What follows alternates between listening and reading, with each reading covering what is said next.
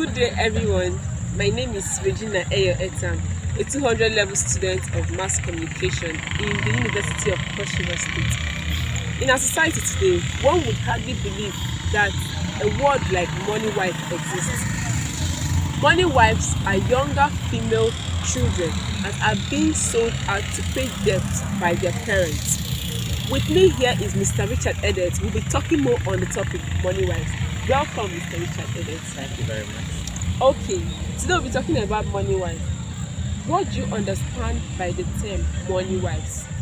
Thank you. Money wife has been an age-long tradition, especially in this part of the country, where parents give out their young female children that are underage, give them out for marriage, to settle for debt, or to use the money to take care of other children and other responsibilities in the family.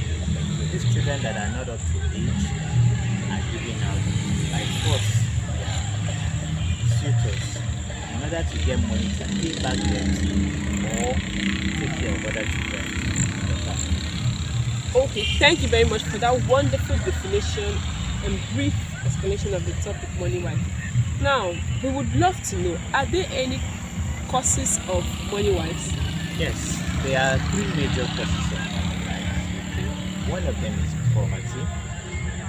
Because of the level of poverty in the land, parents are forced to give out these young girls out for marriage.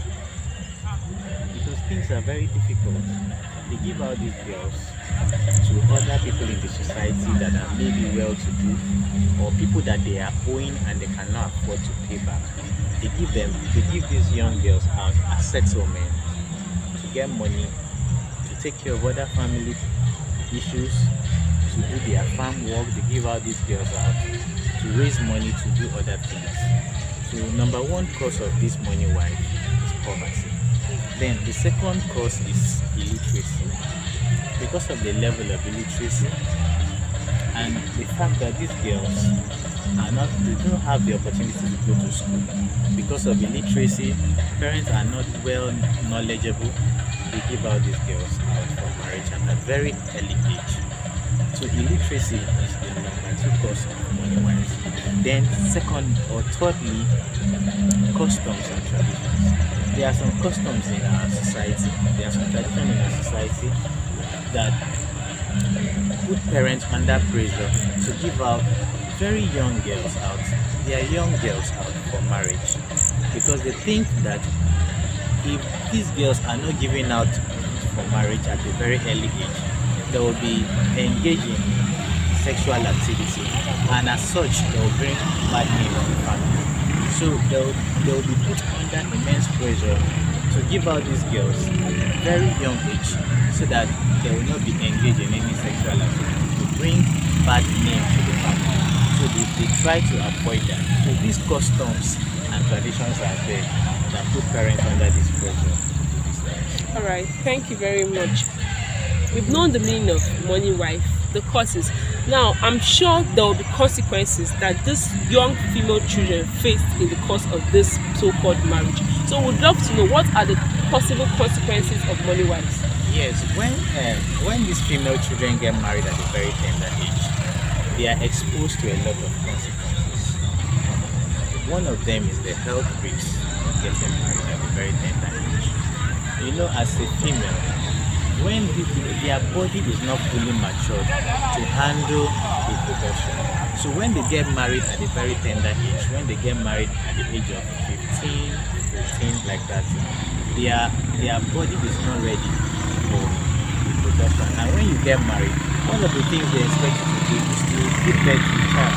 So you now see that the child now giving birth to a child, so it brings a lot of trauma to these girls. They are psychologically affected, so they go through a lot of trauma. Another thing they go through is sexual violence.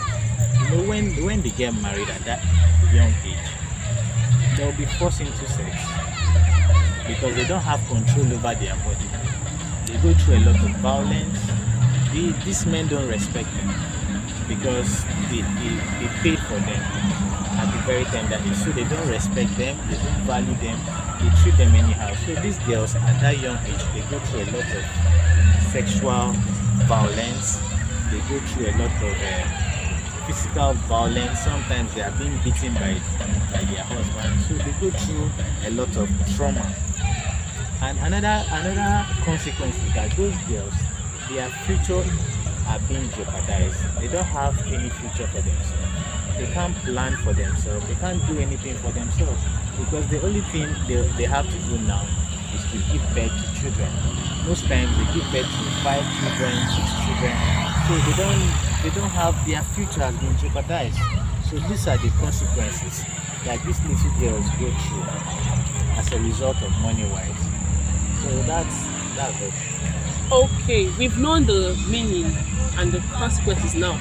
So, Mr. Richard, do you have any solution to this money wise? Because as it is right now, it's becoming a problem in the country. So, do you have any solution that you could give to the audience or the government on money wise? Okay, from our early explanation, we noticed that poverty and illiteracy and custom and tradition are the major cause of this money wise.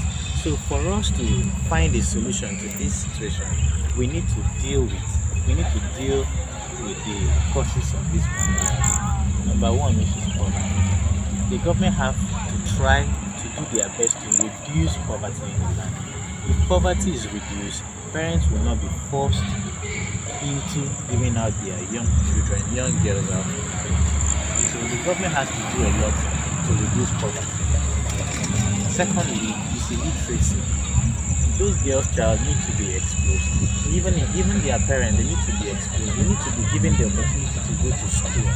Because if these girls' child are being kept in school, especially from primary to secondary school, by the time they finish primary school, at least they will be up to 18 or 16 years old, which will make them somehow maybe eligible to take care of themselves.